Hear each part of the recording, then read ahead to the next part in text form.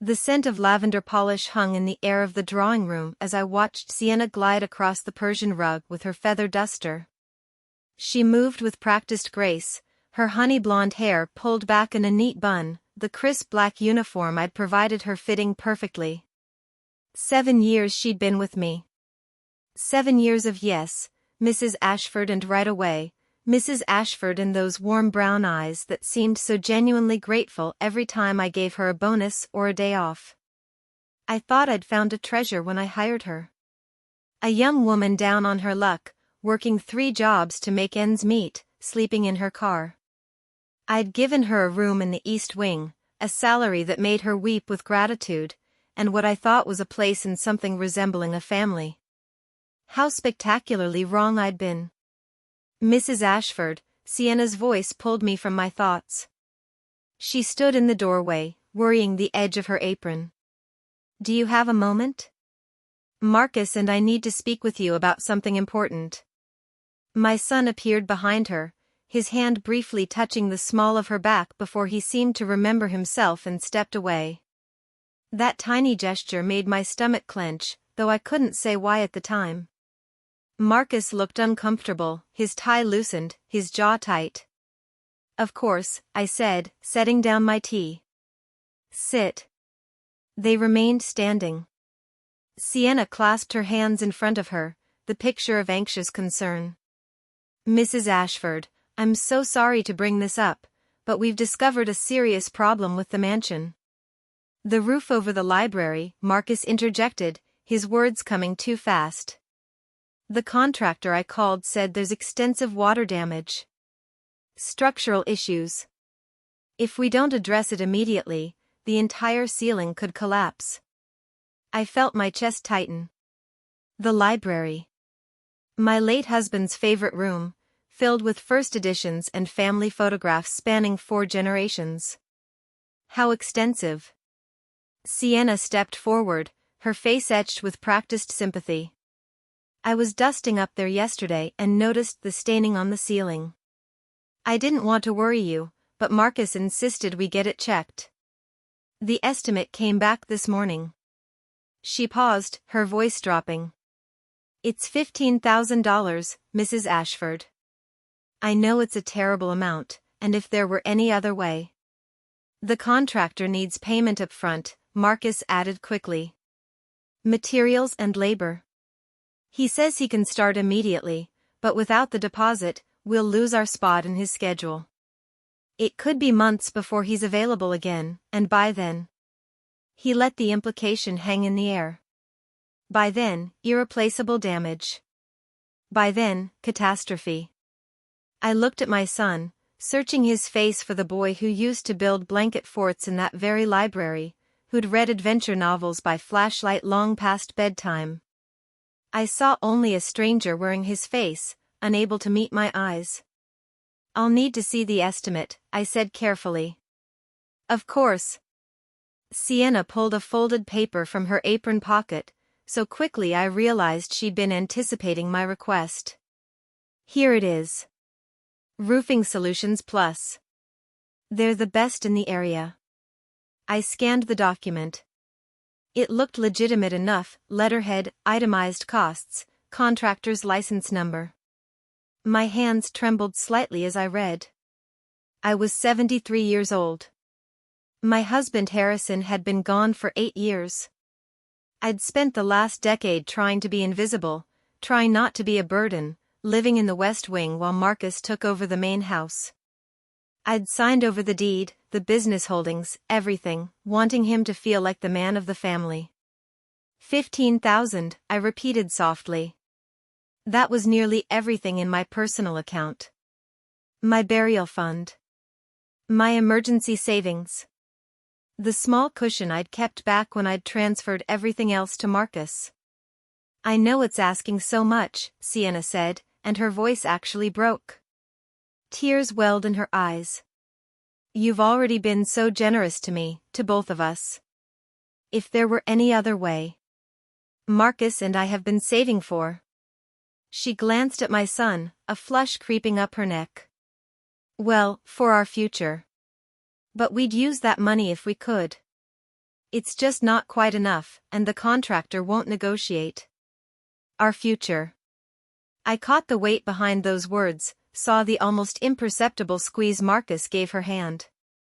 You two are together, I said. It wasn't a question. Sienna's eyes widened, then filled with more tears. Mrs. Ashford, I wanted to tell you so many times. I know it's inappropriate, me being staff, and Marcus being your son, but we fell in love. We didn't mean for it to happen.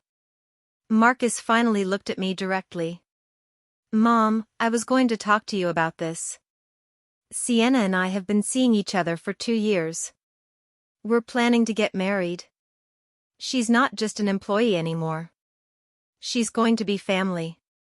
2 years. They'd been carrying on under my roof for 2 years, and I'd noticed nothing. I thought of all the times I'd complimented Sienna on her dedication, how she always volunteered to work late when Marcus happened to be home. How she'd helped him host dinner parties, playing hostess with such natural grace. I see, I managed.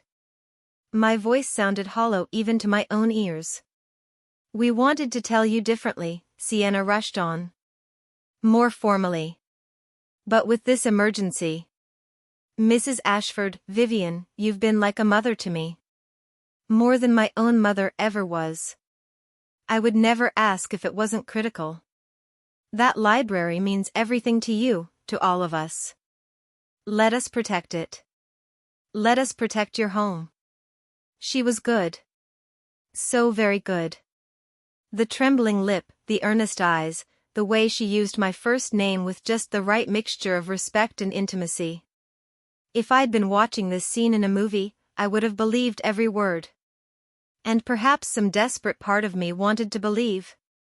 Wanted to think that my isolation these past years had been building towards something, a daughter-in-law who genuinely cared, a son ready to step up, a family knitting itself back together. I'll write you a check, I heard myself say. The relief on their faces was almost convincing. The next 3 days passed in a blur of supposed contractor visits. I heard trucks in the driveway, saw men in work boots tramping through the house. Sienna brought me updates over tea, they'd found even more damage, but don't worry, it was all covered in the original estimate. She was so attentive, fluffing my pillows, bringing me my medications, chatting about wedding plans. Something small, she confided, perched on the arm of my chair like we were old friends. Maybe in the garden here, if you'd allow it. Nothing extravagant. Just intimate. You'd give me away, wouldn't you? Since my father's gone? I nodded, throat tight, wondering when exactly I'd become so hungry for connection that I'd feast on these scraps. On the evening of the 3rd day, Marcus and Sienna appeared in my sitting room. They looked flushed, excited, like children who'd gotten away with stealing cookies. Marcus was holding a bottle of champagne. Mom, he said, and there was something brittle in his cheer. Sienna and I have some good news. Remember how I told you about that sales conference in Miami? I didn't, but I nodded anyway. Well, the company is sending us, I mean me, on a bonus trip. A week-long Caribbean cruise. All expenses paid. To reward top performers. He was talking too fast, the words tumbling over each other. It's been such a stressful year with the business, and Sienna's been working so hard here, and we thought it would be the perfect chance for a little pre-wedding celebration, Sienna finished smoothly. She moved to stand beside Marcus, their bodies fitting together with obvious familiarity. Just the two of us, to decompress before the chaos of wedding planning really begins. That sounds wonderful, I said slowly. When do you leave? Tomorrow morning, Marcus said. I know it's sudden, but the spots were first come, first serve, and we wanted to ask if you'd watch over things while we're gone, Sienna interrupted, and her smile was luminous. Keep an eye on the contractor's work. Make sure they're not cutting corners. You have such an eye for detail, Vivian. We trust you completely. Watch over things. Guard the house. While they sailed away on my $15,000. Of course, I said. You two deserve a break. Sienna crossed the room and hugged me. Her embrace was warm, her perfume expensive, a scent I'd noticed her wearing lately, though I knew I didn't pay her enough for Chanel. Thank you, she whispered against my ear. Thank you for everything. For taking me in, for accepting me into your family. I promise I'll make Marcus so happy. I'll make you proud. When she pulled back, I saw it. Just for a moment, as she turned away, the flash of triumph in her eyes, quickly masked. And on her wrist, catching the lamplight, a delicate tennis bracelet. White gold and diamonds. I recognized it immediately. That style, that jeweler. I'd bought one just like it for myself 30 years ago, from Cartier. $8,000 then. Probably 15 now. Beautiful bracelet, I heard myself say. Sienna glanced down, and something flickered across her face. Oh, this? It's costume jewelry. Marcus got it for me at a street fair. Sweet, but probably fake. She laughed, pulling her sleeve down. I should finish packing. We have an early flight. They left me sitting there in the gathering darkness, my tea gone cold in my cup. I didn't sleep that night. I lay in bed staring at the ceiling, listening to the old house settle around me, trying to understand why my chest felt so hollow. Around midnight, I gave up and wrapped myself in my robe. I needed air, space to think. The mansion grounds were extensive, rolling lawns and careful gardens that Sienna oversaw with impressive skill. I walked the stone path toward the main gate, where the large waste bins were kept discreetly behind a hedge. It was trash night. I'd taken to doing this myself lately, not wanting to burden Sienna with late-night chores. The lid of Marcus's bin was propped open, and as I approached, the wind caught something, a ball of paper that tumbled out and rolled to my feet like fate delivering a message. I almost left it. Almost walked away. But something about the weight of the paper, the quality, made me bend down and pick it up. My fingers smoothed the crumpled sheet, and in the moonlight, I read words that stopped my heart. Azure Voyages Luxury Cruises Invoice #AV2847 Date, October 28, 2023. Passenger, Marcus Ashford and Sienna Rivers Stateroom, Royal Owners Suite Ship, the Silver Magnolia Duration, 7 nights, Caribbean Premium Route. Total, $15,000 status, paid in full. My hands didn't shake. My breath didn't catch. Something had happened inside me, something fundamental and irreversible. The last threads of the woman who'd made herself small, who'd apologized for existing, who'd believed she could buy love with generosity, those threads simply snapped. I read the invoice again, memorizing every detail. The date was 3 days ago. The same day I'd written them the check. They hadn't paid any contractor. There was no roof damage. They'd taken my burial money, looked me in the eye, and bought themselves a luxury vacation while planning to leave me behind like unwanted luggage. And Sienna, clever, golden Sienna, had been the architect. I saw it now with crystalline clarity. The relationship with Marcus wasn't love. It was strategy. Get close to the sun, secure your position, manipulate the lonely old woman, and drain the accounts dry. That bracelet wasn't costume jewelry. Those weren't work boots I'd heard in the driveway, but their suitcases being loaded. The wedding plans, the warm hugs, the promises of family, all of it, every single moment, had been a performance. I folded the invoice with precise care and slipped it into my robe pocket. Then I walked back to the house, but I didn't go to my quarters in the West Wing. I went to Harrison's old study, the one room that was still truly mine. From the bottom drawer of his desk, beneath old tax returns and forgotten correspondence, I pulled out a leather address book. Burgundy leather, gilt-edged pages, filled with numbers I hadn't dialed in nearly a decade. I flipped to the C's. Calloway, Desmond. My fingers remembered the weight of the phone, the texture of the buttons. It rang 4 times. I counted each one, my heartbeat steady and sure. Calloway.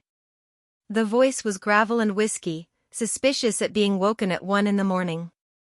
Desmond, I said. It's Vivian Ashford. Silence. Then, Vivian? Christ. It's been, what, 8 years? Since Harrison's funeral? 10, actually. I need you to pull some files for me, Des. Specifically, the ownership structure of Azure Voyages Group. At 1 in the morning? Yes. Something in my tone must have convinced him. I heard the creak of a chair, the click of a keyboard. Give me 5 minutes. While I waited, I stood at the window overlooking the east lawn. Sienna's quarters were there, her window dark. She was probably dreaming of champagne and ocean views, of how easy it had all been. Vivian? Desmond's voice was different now. Careful. Are you sitting down? Just tell me. Azure Voyages is a subsidiary of Meridian Maritime Holdings, which, according to these records, is part of the Ashford-Wilmington Trust. The trust Harrison established 40 years ago. You're still listed as the primary beneficiary and controlling shareholder. You own 60% of Meridian Maritime, which means... He paused. You own the cruise line. You own the ships.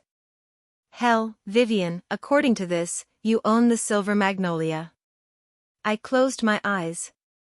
40 years ago, Harrison and I had built an empire, shipping, logistics, maritime holdings. When he died, I'd signed over the logistics division to Marcus, wanting to give him something to build on. But the Maritime Trust, the shipping lanes, the cruise line we'd acquired as an investment, I'd forgotten about it. Grief and age and loneliness had made me forget what I still possessed. Does the manifest show a royal owner's suite booking? I asked. Let me check. Yes. Marcus Ashford and Sienna Rivers. Boarding tomorrow in Fort Lauderdale. Suite 801. That's the premium level, Vivian. 15 grand, give or take. I want Suite 802, I said. I want it under my name. And I want Captain Wesley Thorne notified that the owner will be aboard. I'll need full access to ship operations and security systems. Vivian, what are you planning? To take back what's mine, Des. Starting with my dignity. Can you do it? Consider it done. The ship is yours. But Vivian? Be careful. Whatever they did to you, don't do anything that. I'm 73 years old, Desmond. I've been careful my entire life. Look where it got me. I hung up and stood there in my late husband's study, watching the first light of dawn creep across the sky. Somewhere in this house, Sienna and Marcus were sleeping peacefully, dreaming of their escape. They had no idea they were about to board a ship owned by the woman they'd just destroyed. And I was going to enjoy every single moment of teaching them exactly who Vivian Ashford really was. The morning they left, I stood at my bedroom window watching them load the car. Sienna wore a flowing sundress in coral pink, designer sunglasses perched on her head, laughing as Marcus struggled with an oversized Louis Vuitton suitcase. She looked nothing like the modest housekeeper who'd served me breakfast just months ago.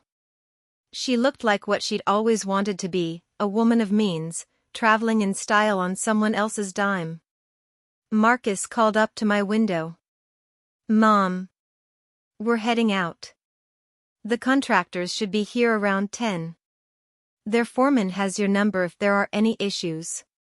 I opened the window, letting in the crisp October air. Have a wonderful time, dear. You both deserve it. Sienna blew me a kiss, her bracelet catching the sunlight. We'll bring you back something special. Maybe a snow globe. You love snow globes, don't you? I didn't, actually. She'd never asked. That would be lovely. They drove away in Marcus's BMW, gravel crunching under the tires, completely unaware that in exactly 4 hours, I would be boarding the same ship from a private dock reserved for VIP passengers and maritime executives. Desmond had worked through the night. A black car arrived at noon, the driver a professional who asked no questions. My luggage was minimal, one elegant leather case containing clothes I hadn't worn in years. When you spend a decade making yourself invisible, you forget you once knew how to command a room. I'd unlocked the cedar wardrobe in my bedroom, the one Sienna had never been allowed to touch. Inside hung the relics of my former life, an ivory silk pantsuit from Milan, a navy cashmere dress from Paris, scarves and jewelry that Harrison had given me during our travels. I selected each piece carefully, like armor for battle. The woman who looked back at me from the mirror was someone I'd almost forgotten. Vivian Ashford, not the apologetic widow, not the dismissed mother, but the woman who'd stood beside her husband as they built a maritime empire from nothing. Welcome back, I whispered to my reflection. The drive to Fort Lauderdale took 3 hours. My driver navigated traffic with smooth efficiency, eventually bypassing the main terminal where crowds of tourists swarmed like ants.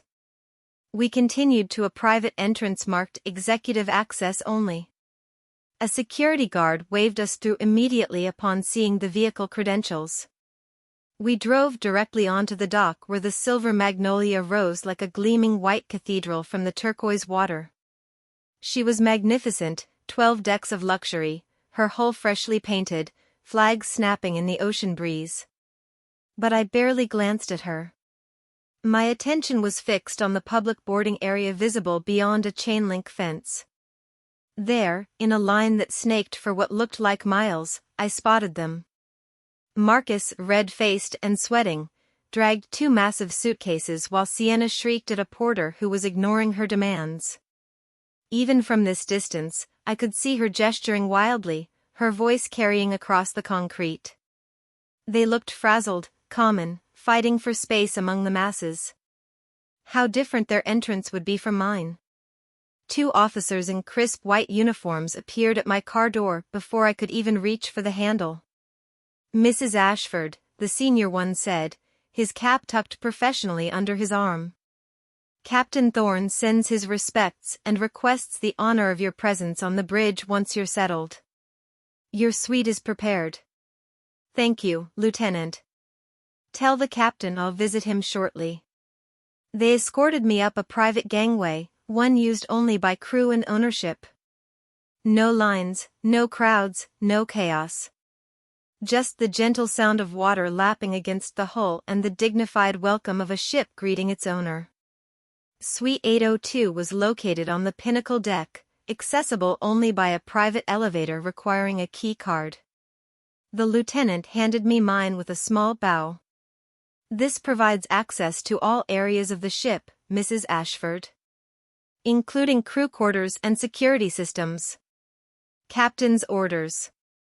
The suite was exactly as I remembered approving it in the design phase, a sprawling space with floor-to-ceiling windows overlooking the ocean, a marble bathroom larger than most hotel rooms, a bedroom furnished in rich mahogany and cream silk.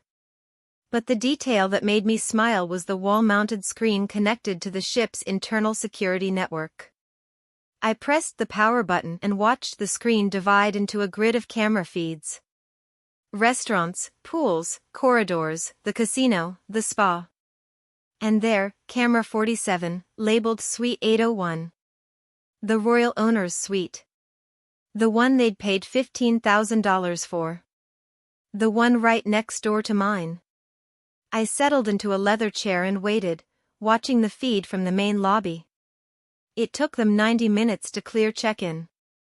I watched Sienna's increasing agitation, saw Marcus placating her, saw them finally receive their key cards and head toward the elevators, their faces bright with triumph. The camera in Suite 801 showed every detail in high definition. I turned up the volume. The door swung open and Sienna burst through, her scream of delight piercing. "Oh my God, Marcus.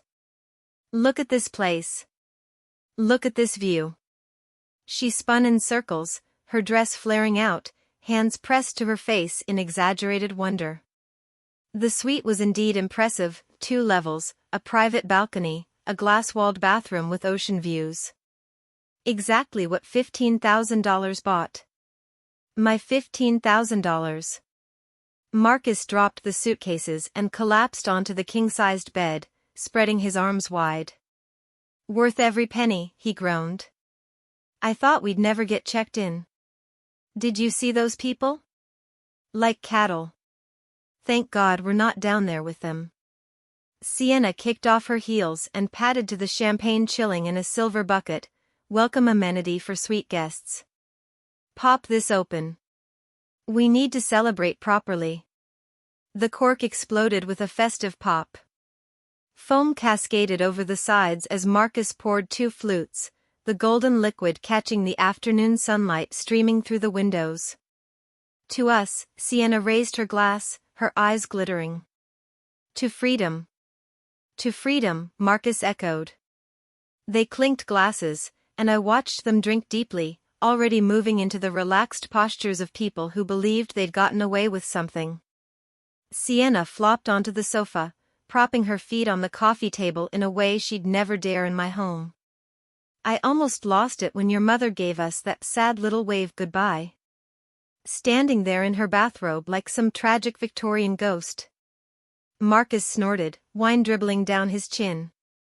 "The look on her face when we said we couldn't take her. Like a kicked puppy." "Please," Sienna set down her glass and hunched her shoulders, letting her face go slack and her voice become quavery. "It was meant to be me. Oh, children, you go ahead without me. I'll just sit here in my dusty wing and count my pills. Maybe talk to the portraits. They're such good listeners." They both exploded into laughter. Marcus bent double, clutching his stomach. Sienna's cackle was high and cruel, nothing like the gentle laugh she used in my presence. "Stop," Marcus gasped. "I can't breathe." "The portraits." "Christ, Sienna." She composed herself, wiping tears from her eyes, but her smile remained vicious. "Honestly, though, it was almost too easy. Roof damage. And she just wrote that check without even asking to see the actual damage. Who does that?" "Someone desperate to feel needed," Marcus said, his mirth fading into something colder. "Someone who's been irrelevant for so long she'll believe anything if it means she still matters." "Well, she matters all right.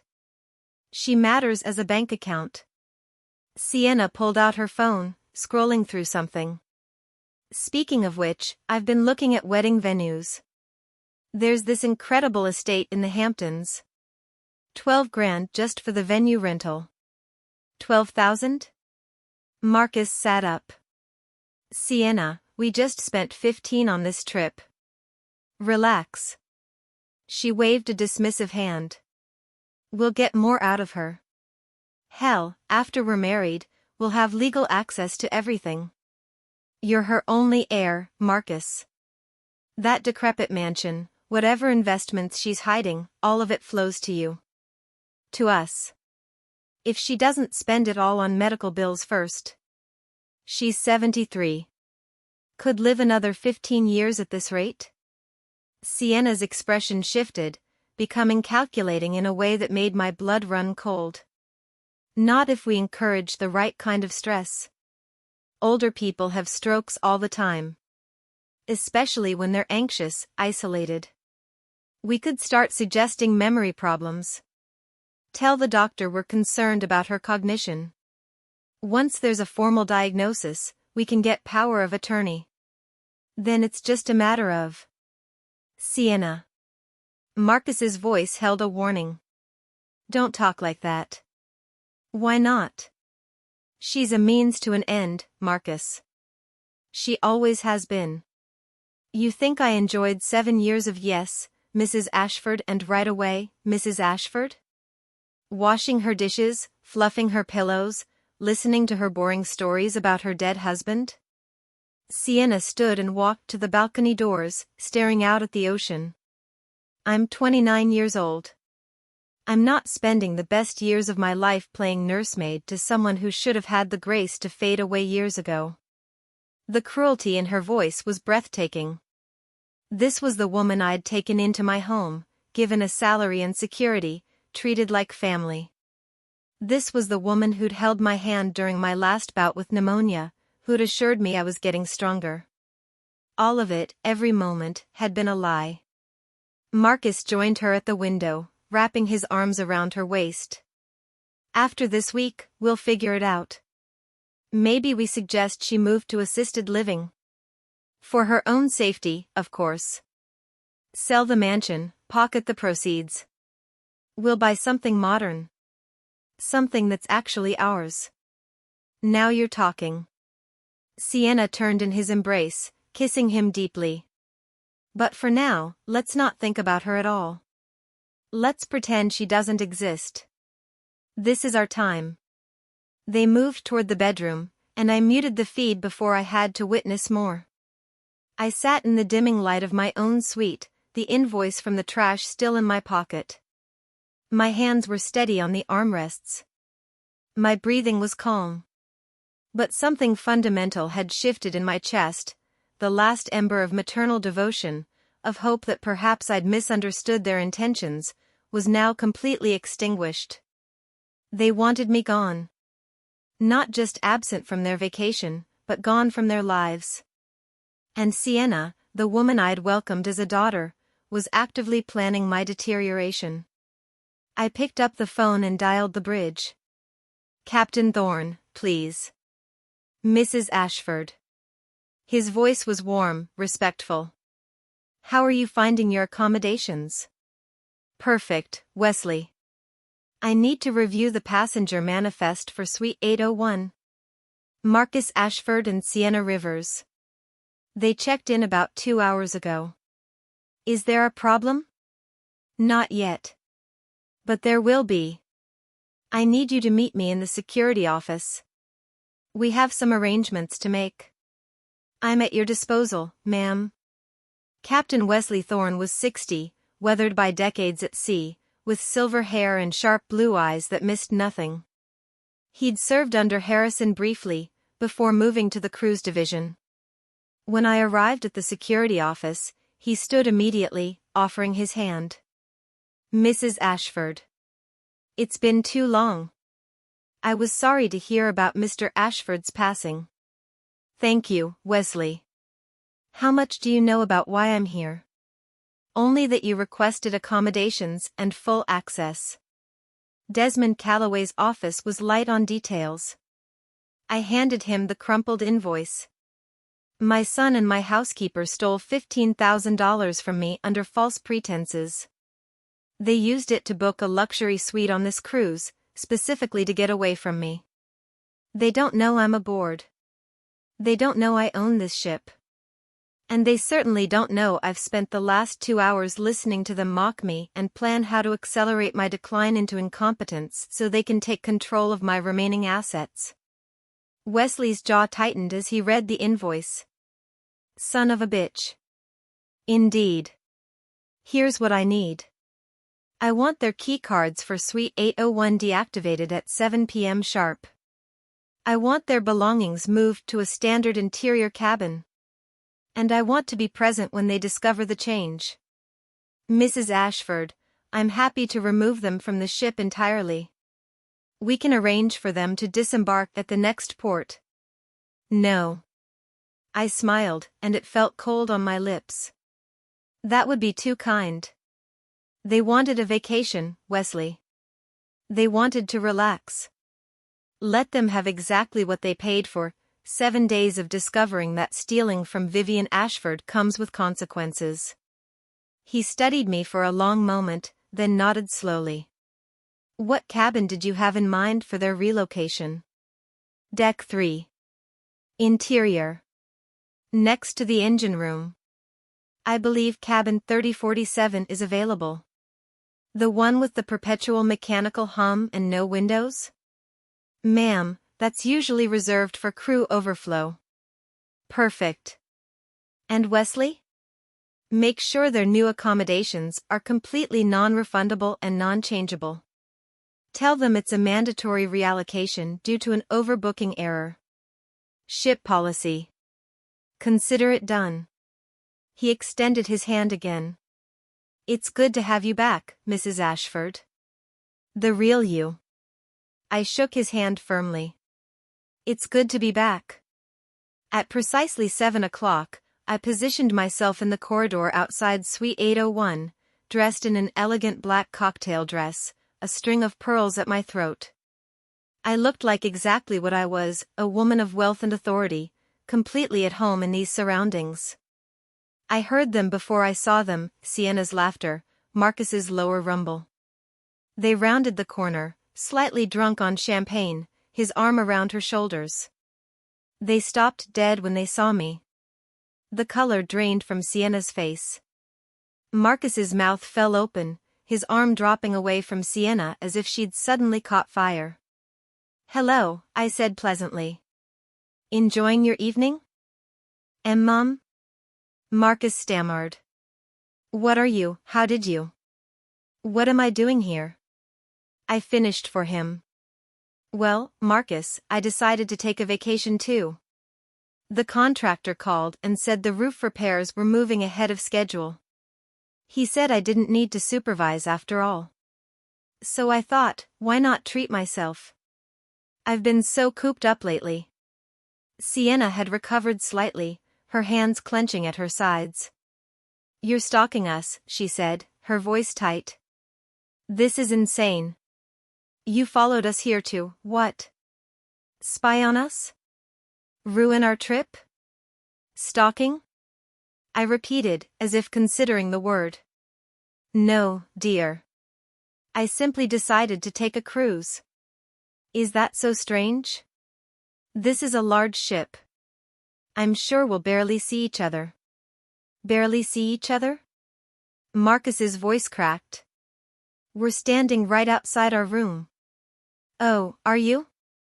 I glanced at the door. How coincidental. I'm in 802, just next door. What are the odds? They stared at me, understanding slowly dawning that this was not chance, that somehow I had engineered this encounter. But they couldn't grasp how. In their minds, I was still the helpless old woman, incapable of such maneuvering. Marcus pulled out his key card. Well, we're going inside now. We have dinner reservations. He pressed the card to the lock. The light blinked red. He tried again. Red. What the hell? He jiggled the handle, swiped the card more aggressively. Red. Red. Red.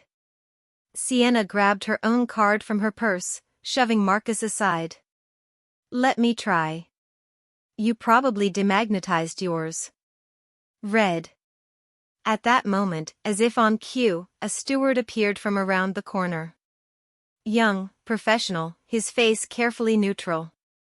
Is there a problem, folks? Your damn locks don't work, Sienna snapped. Open this door immediately. The steward pulled out a tablet, scrolled through some information, and shook his head apologetically. I'm sorry, Ms. Rivers, but according to our system, Suite 801 is no longer assigned to you. What? Marcus stepped forward aggressively. We paid for this room. We have reservations. This is our suite. There was an administrative reallocation, sir. Overbooking in the premium tier. Your belongings have been transferred to your new accommodation. You've been reassigned to cabin 3047, deck 3. The blood drained from Sienna's face. Deck 3? That's an interior cabin. We paid $15,000 for a suite. I understand your frustration, ma'am, but the reallocation is final. Ship policy for overbooking situations. You'll find the rates have been adjusted accordingly. The credit will appear on your final statement. Credit? Sienna's voice rose to a shriek. We don't want a credit. We want this suite. We paid for this suite. Where's your manager? Marcus demanded. Get the captain down here.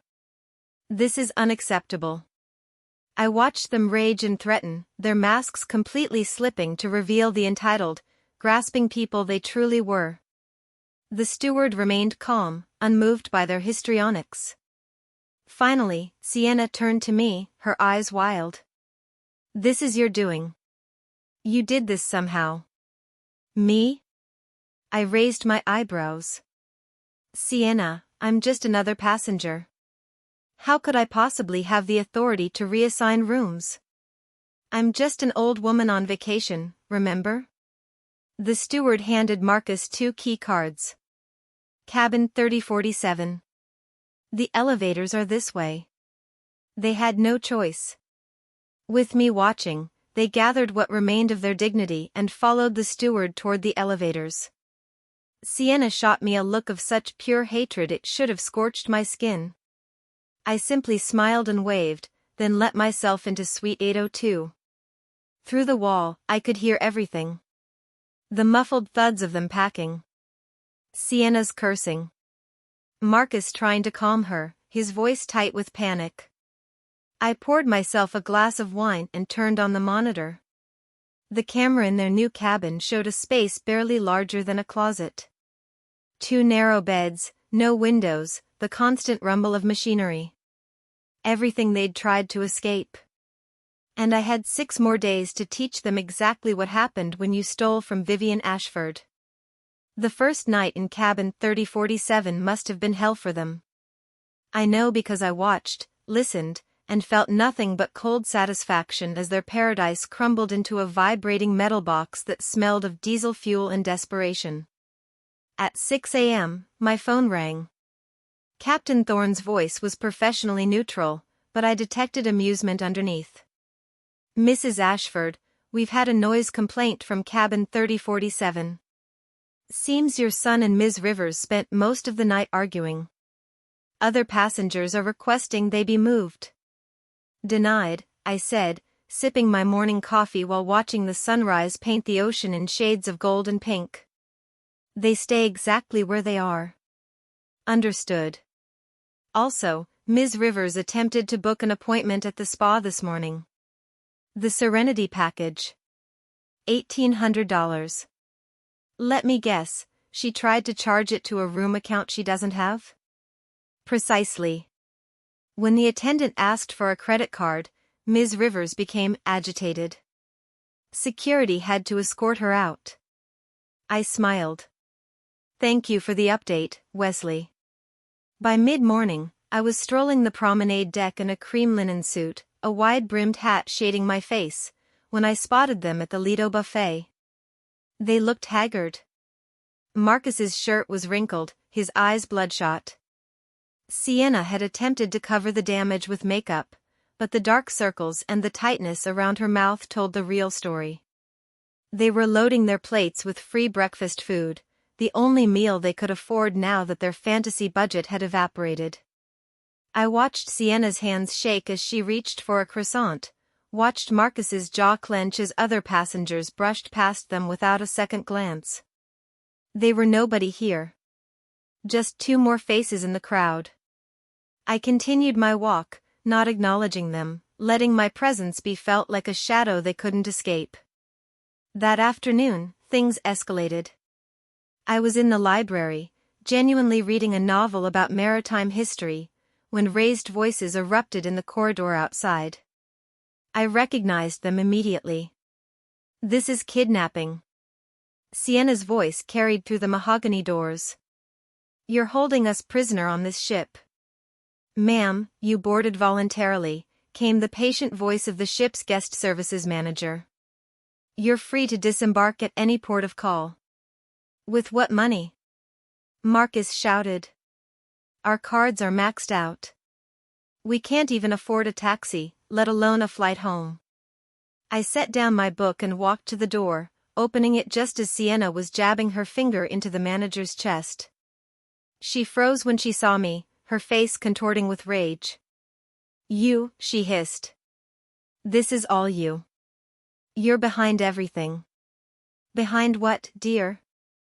I asked mildly. "Your poor financial planning?" She lunged toward me, but Marcus grabbed her arm, pulling her back. "Don't," he muttered. "You'll make it worse." "Worse?" Sienna laughed, a brittle, broken sound. "How could it possibly be worse? We're trapped in a cell, we have no money, everyone on this ship treats us like garbage, and she pointed at me with a trembling finger. She's walking around like the fucking Queen of England." "Language, Ms. Rivers," the manager said sharply. "I will ask you to return to your cabin and compose yourself, or I'll be forced to contact security." "Security?" Sienna's voice rose to a shriek. "Call them. Call everyone. This woman is not who she says she is. She's just a sad old woman with delusions. She thinks she owns things. She needs psychiatric help. Ms. Rivers." "No." Sienna shook off Marcus's restraining hand and stepped closer to me, her face inches from mine. For the first time, I saw real fear behind the rage. She was beginning to understand that the foundations of her world were not what she'd believed. "Who are you? How are you doing this?" I met her eyes calmly. "I'm exactly who I've always been, Sienna. You just never bothered to look." "Mrs. Ashford is correct," the manager interjected. "Now, I must insist." "I want to speak to the captain," Marcus interrupted, his voice desperate. "Right now. We demand an audience with the captain." The manager glanced at me. I gave a small nod. "Very well. The captain has office hours at 1600. You may join the queue with the other passengers who have requests." "Queue?" Sienna looked like she might faint. "We're not standing in a queue like common." "Then I suppose you won't speak to the captain," the manager said coolly. "Those are the options. Good day." He walked away, leaving the three of us in the corridor. Marcus and Sienna stared at me with a mixture of hatred and confusion. They still didn't understand. They thought this was about revenge, about punishment. They couldn't grasp that this was simply correction, putting the world back in its proper order. "Why are you doing this?" Marcus asked quietly. For a moment, he sounded like the boy I'd raised, the one who'd scraped his knee and come running to me for comfort. "We're your family." "Family," I repeated softly. "You stole from me, Marcus. You lied to my face." "And I looked at Sienna. She spent 7 years pretending to care while plotting how to accelerate my death." Sienna went white. How did you? Did you really think there were no cameras in that suite?" I asked. "No audio recording?" "This is a modern vessel, Sienna. Every premium cabin is monitored for security purposes. I've heard every word you've said since you boarded." Marcus swayed on his feet. "Oh God. Oh God indeed," I agreed. "Now, if you'll excuse me, I have a spa appointment. The Serenity package. I hear it's wonderful."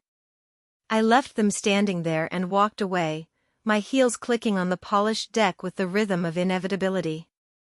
At 1600, I was in Captain Thorne's office when Marcus and Sienna finally reached the front of the queue. They looked even worse. Sienna had been crying, her mascara streaked, and Marcus could barely make eye contact. The door opened and they shuffled in, heads down, defeated. Then they saw me sitting in the leather chair beside the captain's desk, a cup of Earl Grey in my hand, and they froze. "What is she doing here?" Sienna whispered. Captain Thorne stood, his uniform immaculate, his expression granite. "Mrs. Ashford has every right to be present for this meeting. Please, sit." They sat like children called to the principal's office. Marcus's hands twisted in his lap. Sienna stared at the floor. You requested this meeting, the captain prompted. What is your concern? Marcus's voice cracked. He cleared his throat and tried again. We believe there's been a mistake with our accommodations. We paid for a suite. We were moved to an interior cabin without our consent. And we think. He glanced at me nervously. We think someone is manipulating the situation. Someone? Captain Thorne's eyebrow rose. Who would that be? Sienna finally looked up, and there was something desperate and wild in her eyes. Her. Vivian. She's been following us, harassing us, interfering with our vacation. She has no authority here, but she's acting like she owns the place. I see. The captain leaned back in his chair. And what gives you the impression that Mrs. Ashford has been interfering? Everything. Sienna stood up, her voice rising again. The room change, the refused services, the way staff treat us like dirt while she gets royal treatment. It's not normal. Something is wrong here, and we demand answers. Captain Thorne was quiet for a long moment. Then he opened a drawer in his desk and pulled out a folder. He laid it flat on the surface between them. This vessel, the Silver Magnolia, is owned and operated by Azure Voyages, a subsidiary of Meridian Maritime Holdings. Are you familiar with that company? Marcus shook his head slowly.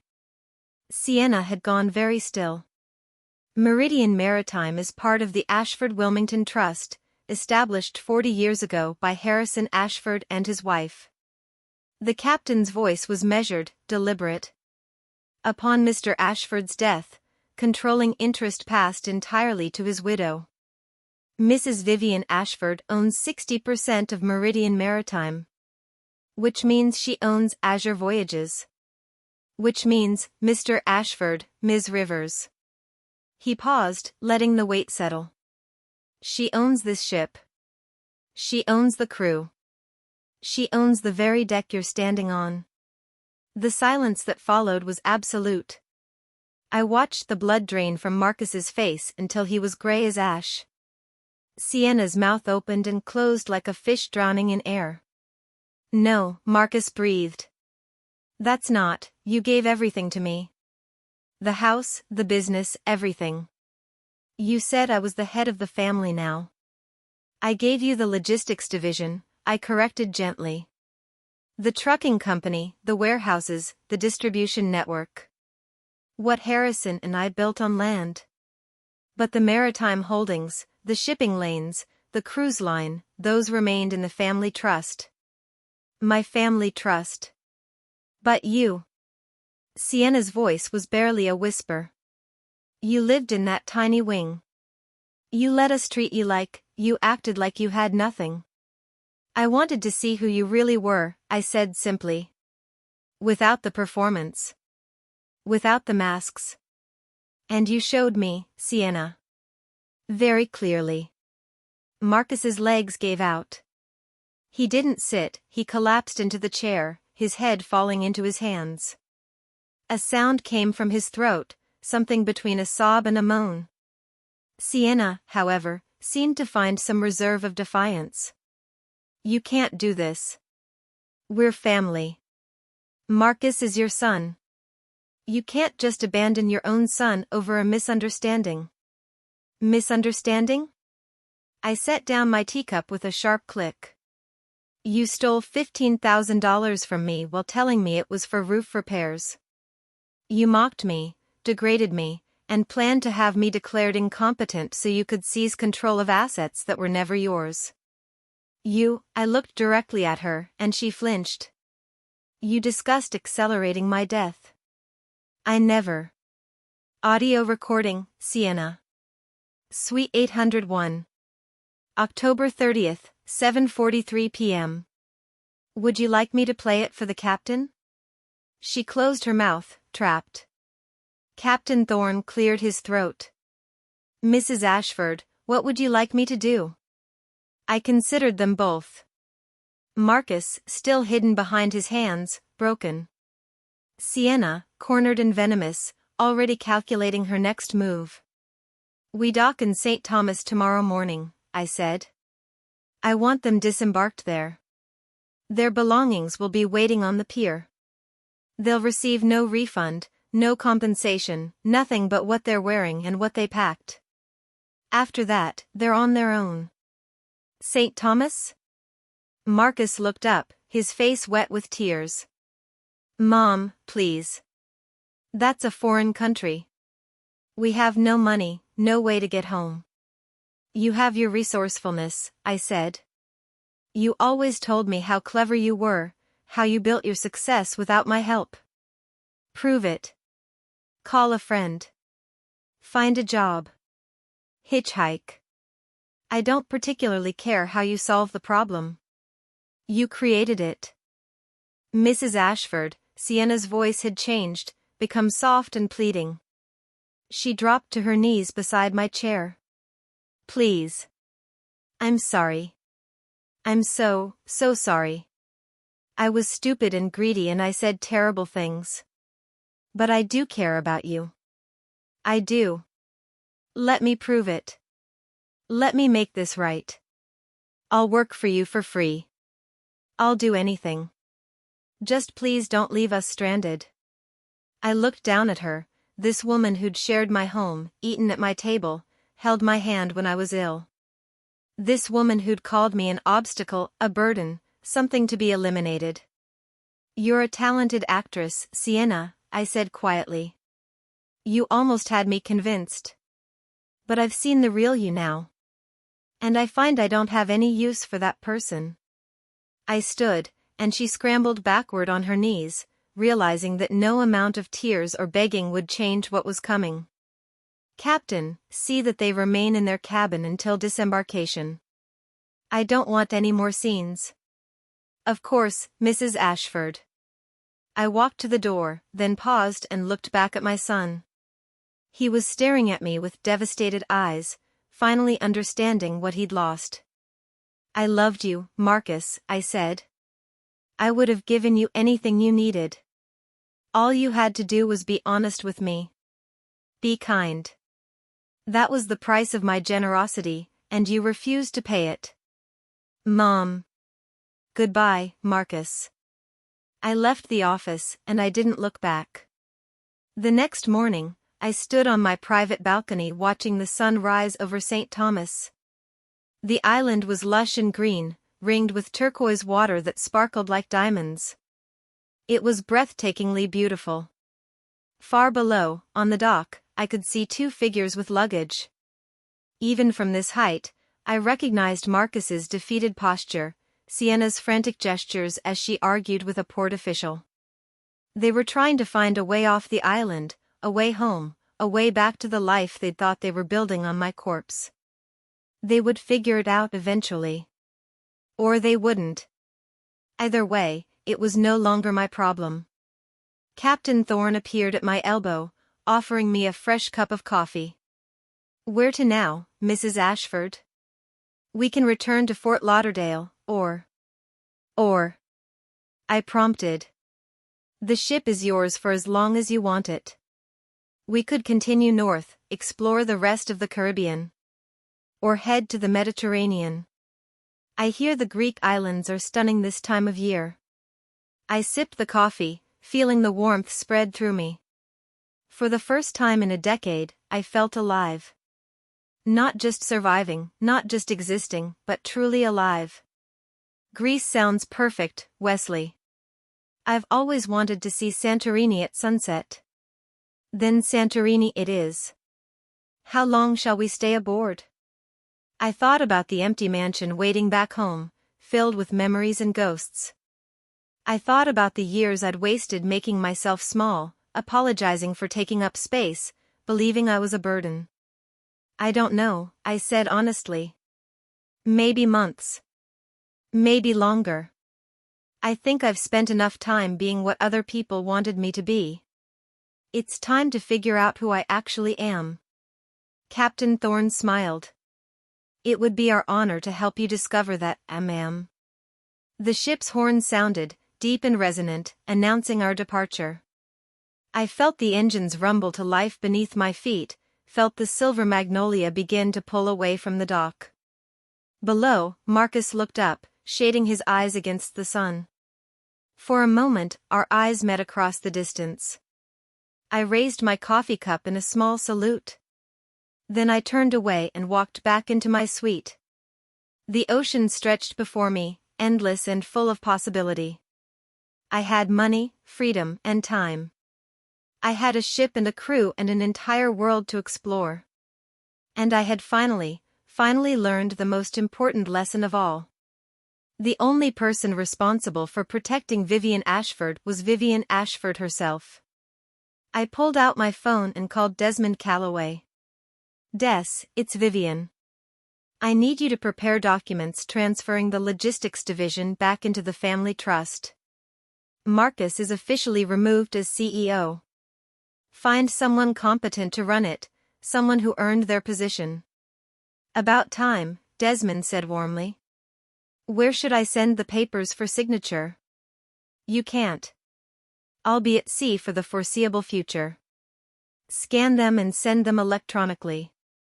I'm conducting business from international waters now. He laughed. You sound different, Vivian. Younger. I feel younger. Isn't that strange? I'm 73 years old, and I feel like I'm just getting started. Harrison would be proud of you. I looked out at the endless blue horizon. I think he would. Finally. After I hung up, I changed into a swimming suit, something I hadn't worn in years, and made my way to the exclusive pool on the sanctuary deck, reserved for suite guests only. The water was perfect, warm and clear, and the deck was empty except for attentive staff. I slipped into the pool and floated on my back, staring up at the cloudless sky, feeling the sun on my face and the gentle rock of the ship beneath me. Somewhere on a dock in St. Thomas, Marcus and Sienna were learning what it meant to have nothing. They were discovering that pretty words and manipulation only work on people who want to believe them. They were facing consequences, maybe for the first time in their lives. And here I was, floating in crystal blue water, free from their poison, their lies, their greed. I started to laugh. It bubbled up from somewhere deep inside, pure and bright. A passing steward looked concerned, but I waved him away. I laughed at the absurdity of it all, that I'd almost let them win, almost let them convince me I was worthless. I laughed at their shock when they realized who I really was. I laughed at the beautiful irony that they'd bought their escape using money stolen from the woman who owned their escape route. But mostly, I laughed because I was free. Free of obligation, free of guilt, free of the need to make myself small so others could feel big. The Silver Magnolia carried me east, toward new horizons, and I let the sun warm my face while the ocean rocked me like a lullaby. My story wasn't ending. It was finally, beautifully, just beginning.